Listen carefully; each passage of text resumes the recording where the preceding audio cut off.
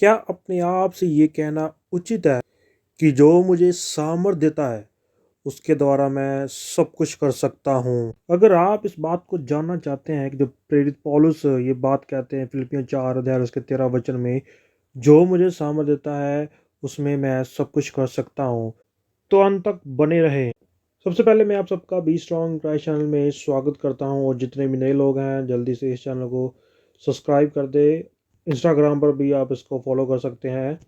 चलिए शुरू करते हैं आज के इस वीडियो को। कल्पना कीजिए कि दो लड़के फुटबॉल की टीम में एक दूसरे के विरुद्ध में मैच खेल रहे हैं। वह एक दूसरे को नहीं जानते, मगर उनमें कुछ समानता ये है, वह दोनों एक मसीही परिवार से हैं जहां उन्हें परमेश्वर से प्रेम करना और उनकी सेवा करना सिखाया गया है।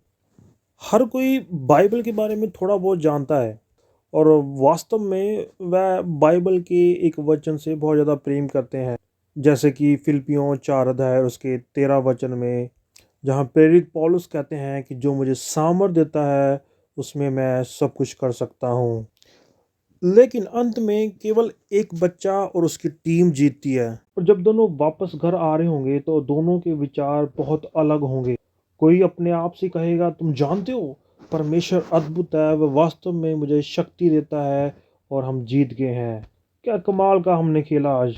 और दूसरा लड़का बिल्कुल इसके विपरीत में सोचेगा और वो कहेगा कि आज जब मुझे उसकी ज़रूरत थी तब परमेश्वर कहाँ थे।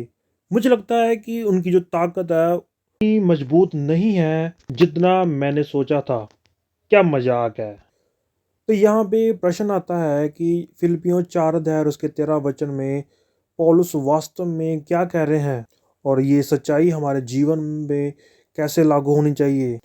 ये वास्तव में किस सामर्थ्य की बात कर रहे हैं, क्या शारीरिक, क्या आत्मिक, क्या भावनात्मक जो सामर्थ्य है उनके बारे में बात कर रही है। अगर हम फिलिपियो की कलीसिया का अगर थोड़ा बैकग्राउंड देखें तो हम पढ़ सकते हैं, जो प्रेरितों काम 16 अध्याय में हम देखते हैं कि वहाँ से प्रेरित पौलुस के द्वारा इस कलीसिया का शुरुआत हुई। जब प्रेरित पौलुस मिशनरी यात्रा पर थे तब कलीसिया के लोग हर प्रकार से संत पौलुस को मदद के लिए कुछ ना कुछ भेजते थे, और फिर इस पत्र को लिखने के लिए संत पौलुस ने उनको एक धन्यवाद के रूप में उन्हें ये पत्र लिखते हैं। साथ ही में उनको ये बताते हैं कि आप जितने भी मसीह लोग हैं, हर एक परिस्थिति में आप आनंद के साथ प्रभु में जिएं। और प्रेरित पौलुस उन्हें आत्मिक रूप से बढ़ते हुए देखना चाहते हैं, और दुनिया से किसी भी लगाव के बिना वो ईमानदारी से परमेश्वर की सेवा करना चाहते हैं। वह चाहता है कि कलीसिया के लोग एक हो जाएं और उस आनंद का अनुभव करें जो मसीह में हमें मिला है।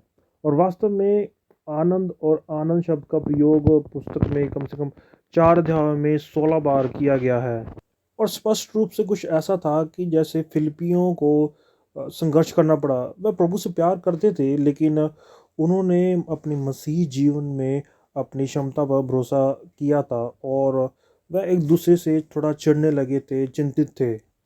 हालांकि संत पौलुस फिलिपियों को ये याद दिलाता है कि परमेश्वर हमेशा अपने लोगों के लिए प्रदान करता है, कि 19 वचन में उनको प्रोत्साहन भी करता है कि परमेश्वर आप सबकी ज़रूरतों को पूरा करेगा। और यहाँ तक कि पौलुस उनके उपहारों को एक उदाहरण के रूप में उपयोग करता है। कहते हैं कि ये परमेश्वर का संतोष का उपहार है, जो हम 4 अध्याय और उसके 10 आय से 12 आय तक अगर हम पढ़ें, वहाँ पे ऐसे कहते हैं, मैं प्रभु में बहुत आनंदित हूँ कि अब इतने दिनों के बाद तुम्हारा विचार मेरे विषय में फिर से जागृत हुआ है। निश्चय तुम्हें आरंभ में भी इसका विचार था, पर तुम्हें अवसर ना मिला। ये नहीं कि मैं घटी के कारण ये कहता हूँ, क्योंकि मैंने ये सीखा है कि जिस दिशा में हूँ उसी में संतोष करूँ।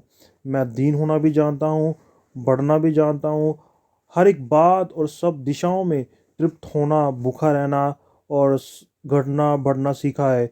और 13 वचन में फिर कहते हैं, जो मुझे सामर्थ देता है मैं उसमें सब कुछ कर सकता हूँ। यहाँ पे संत पौलुस उनके उपहार को प्राप्त करते हैं और उनका दिल से धन्यवाद करते हैं, और साथ ही हर एक विश्वासियों के लिए एक बात को हमारे बीच में वो बांट रहे हैं। वो ये है कि हमें हर एक के लिए आदर्श होना चाहिए। कह रहे हैं कि जीवन में अपनी परिस्थिति चाहे कैसी भी हो, हमें संतुष्ट रहना सीखना चाहिए। चाहे अच्छी तरह से हम खा रहे हैं या भूखे हैं, अमीर हैं, गरीब हैं या किसी भी तरह के हालात हैं। यहाँ इस वचन का जो संदर्भ ये है कि संत पौलुस संतोष के बारे में, संतुष्टि के बारे में बात कर रहे हैं। ये ऐसा है जैसे वह कह रहे हैं, मैंने किसी भी स्थिति में संतुष्ट रहना सीख लिया है, क्योंकि परमेश्वर ही मुझे संतुष्टि होने के लिए आत्मिक शक्ति दे रहे हैं। परमेश्वर ने उसे चिंता ना करने की शक्ति दी थी। इसलिए फिलिपियों 4 अध्याय और 13 वचन चर्च में अकेले खड़े होने, अकेले गाने की ताकत रखने के बारे में नहीं है। ये वास्तव में इस बारे में नहीं है कि किसके पास खेल की प्रयोक्ता में अपनी सर्वश्रेष्ठ क्षमताओं के लिए साथ खेलने की ताकत है। ये ऐसा भी नहीं है कि हम किसी चीज़ को उठाने की ताकत रखते हैं, और ये निश्चित रूप से एक बैंक को लूटने की हिम्मत और ताकत रखने के बारे में नहीं है। इस बात को समझने के लिए एक और उदाहरण हम देखते हैं, जब प्रेरित पौलुस करन्थियों की कलीसियों को उस समय के बारे में बताया जब वह अपने जीवन से कुछ कांटा हटाने के लिए परमेश्वर से विनती कर रहे थे, और उस समय वो अविश्वसनीय रूप से कमज़ोर बन रहे थे।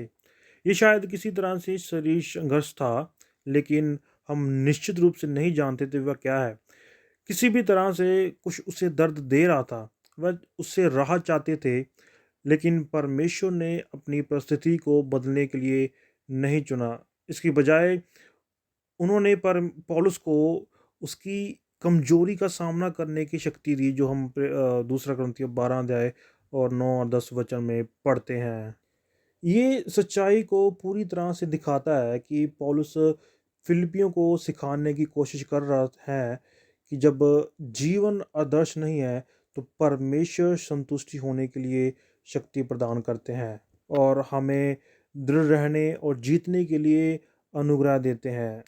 तो हाँ, फिलिपियों 4 अध्याय 13 वचन बहुत ही प्रभावशाली वचन है, खासकर जब इसे सही ढंग से समझा जाता है और सही तरीके से लागू किया जाता है। याद रखिए, आप संतुष्ट हो सकते हैं और सभी चीज़ों को सहने के लिए शारीरिक शक्ति पा सकते हैं, कि ये मसीह है जो जो आपको मजबूत करता है, और जब हम उस पर भरोसा करते हैं, वह हमें संतुष्ट होने के लिए अपनी सामर्थ देता है।